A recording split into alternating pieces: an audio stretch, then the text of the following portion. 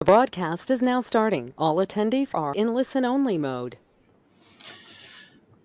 Hello and welcome to the next edition of the VTIC Webinar Series, which is entitled Top Tips for Producing Your Winning Entry for the RACV Victorian Tourism Awards.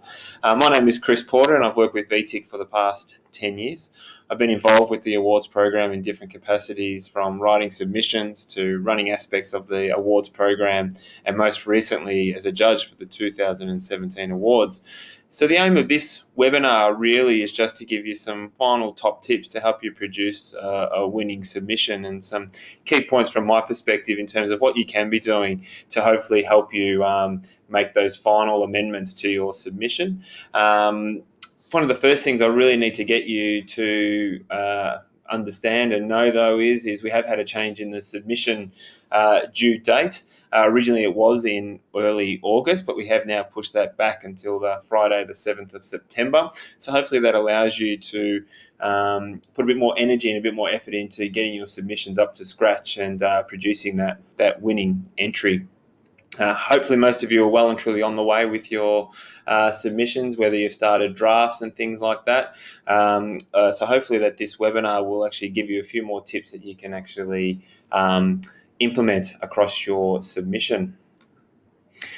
So one of the key things is really to utilise the help that is actually available to you. So on the Victorian Tourism Awards websites, we have a host of webinars and other webinars on there from past years, which are all accessible. So I really encourage you, if you are struggling with certain questions and trying to work out what the best thing is for you to do in a particular area of your submission, is to actually go to the awards website and check out all the resources that are there and that are available to you. There is a webinar that our past colleague Michael filmed last year, which actually goes through in detail each of the individual question areas. So feel free to go into that at any stage and check those out, because you'll really get some great top tips in terms of where and what you might want to do. As many of you know, we do have our allocated mentor program and project manager program for first-time entrants. So I really encourage everyone who is involved in those programs to actually use those resources and actually use your mentors and have those conversations with them. And the extra 3 weeks is good for everybody to ensure that you can get the best out of your submission.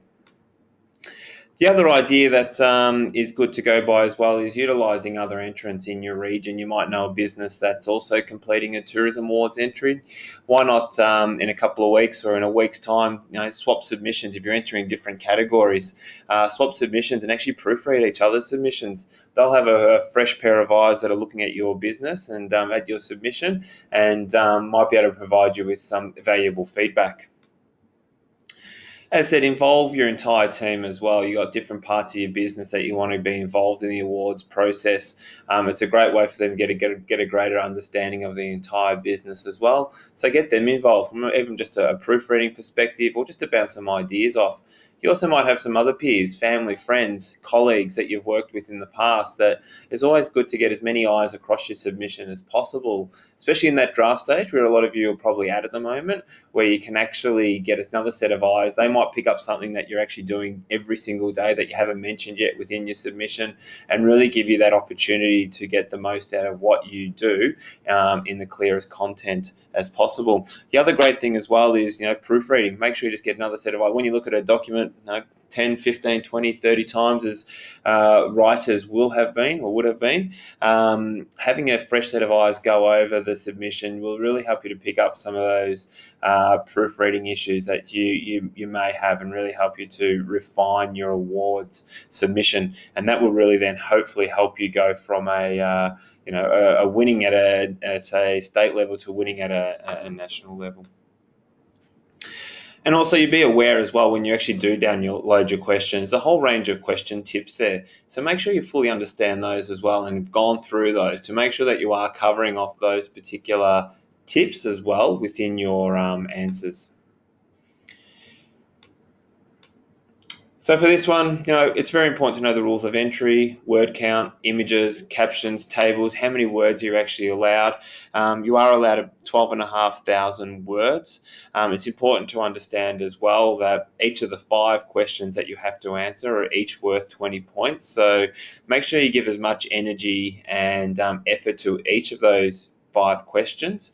So a nice way to sort of know if you're on track is to actually allocate a certain number of words to each question, and if you break it out, it ends up to be about 2,500 words per question. So if you can hang to that, you should be doing pretty well in terms of your word count. Images, make sure you can put your captions on your images.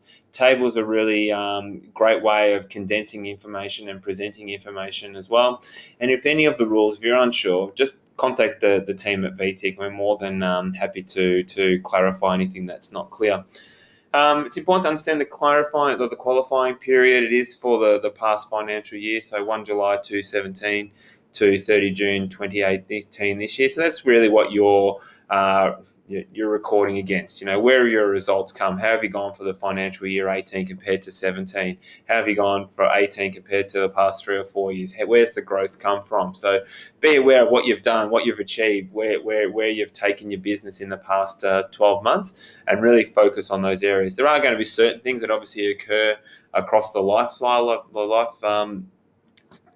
of your business, but really what you're reporting on and what you're measuring against is what's happened in the last 12 months.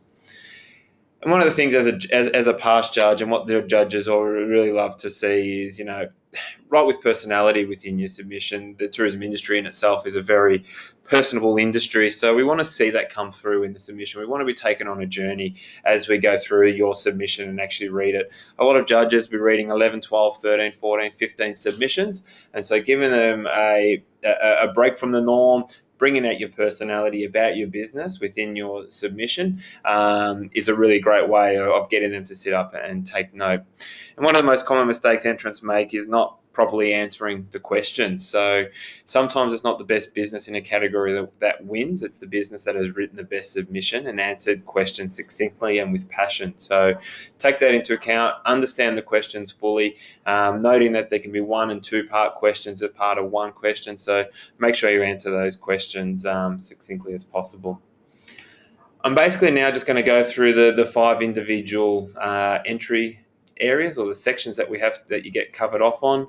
There are going to be some words up on the slide. I'm going to leave those, and you can read those while you're listening to me talk. And I'm then just going to talk from my experience, some of the things that we really look for when we're reading submissions. So first off, you have the tourism excellence category. This is the area where you can really express yourself, but also your eligibility for this particular category. Why have you entered the category that you're going into?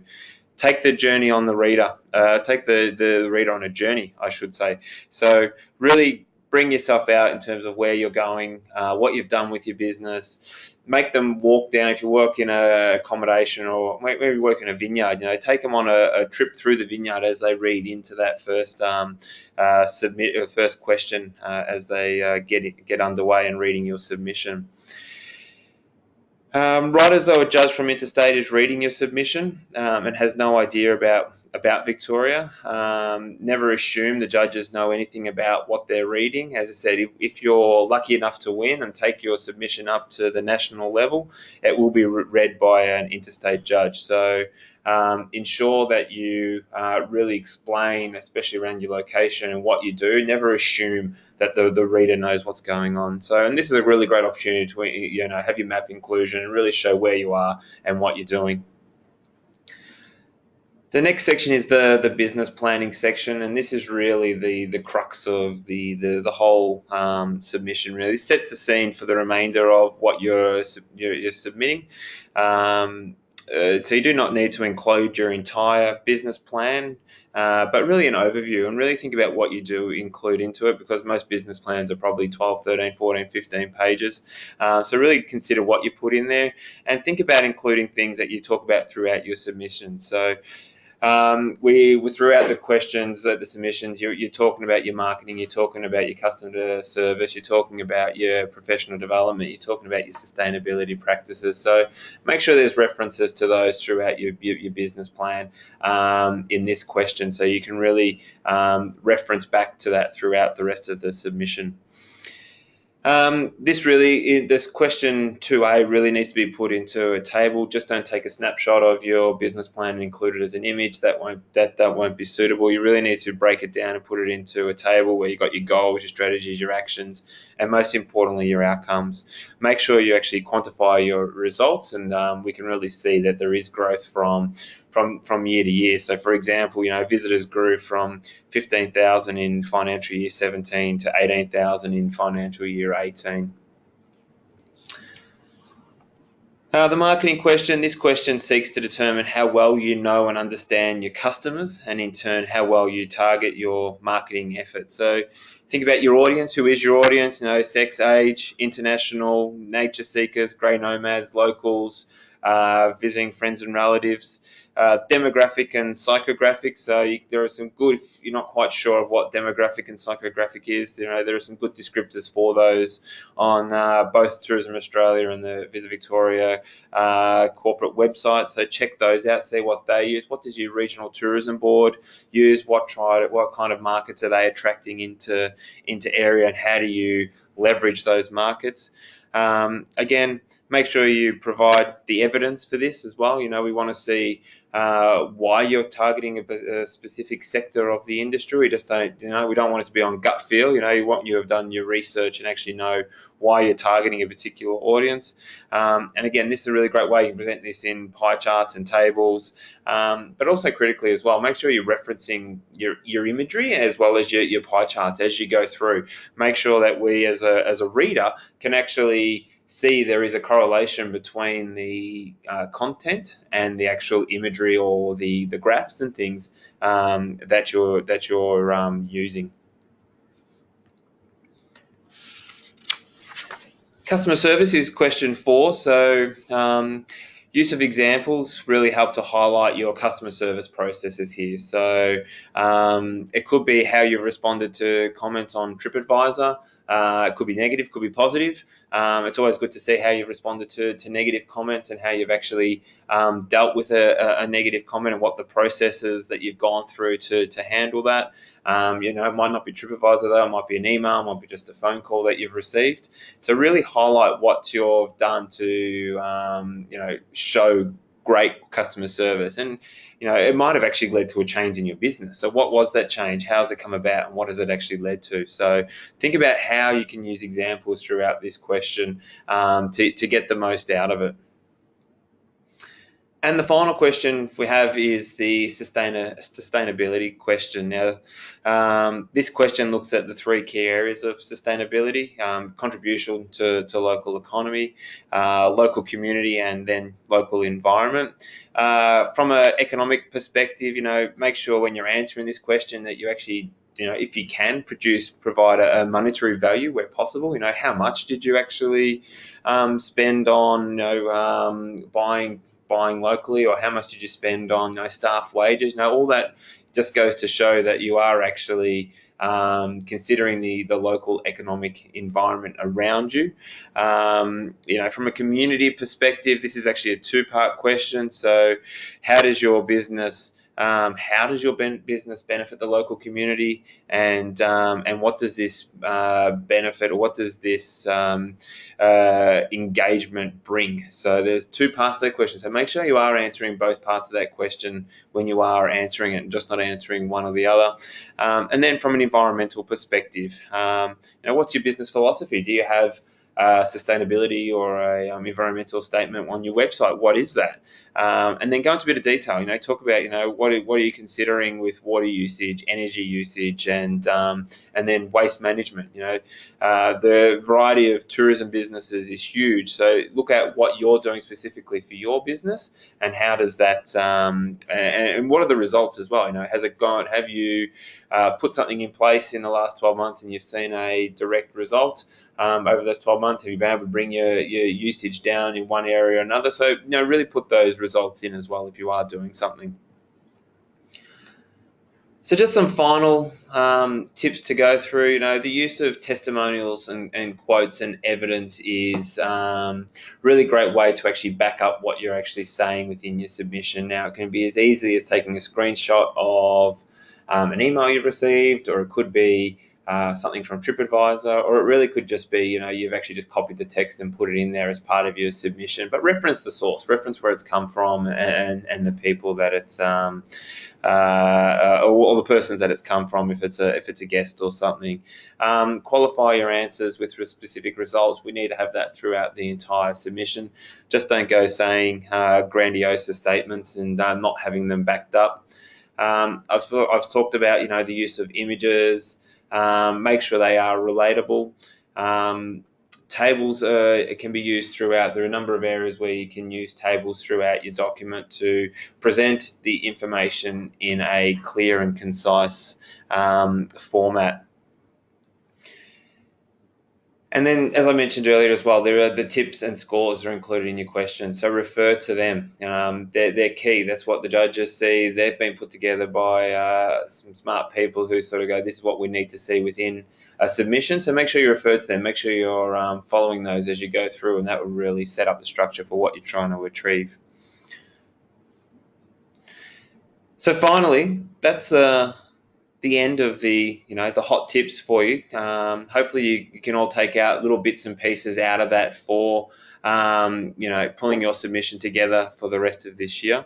All I can really say is good luck, and hopefully you can use some of those tips and things. But you said use the resources around you. Save the date. So the 2018 RACV Victorian Tourism Awards Gala ceremony is going to be held on Thursday, the 22nd of November.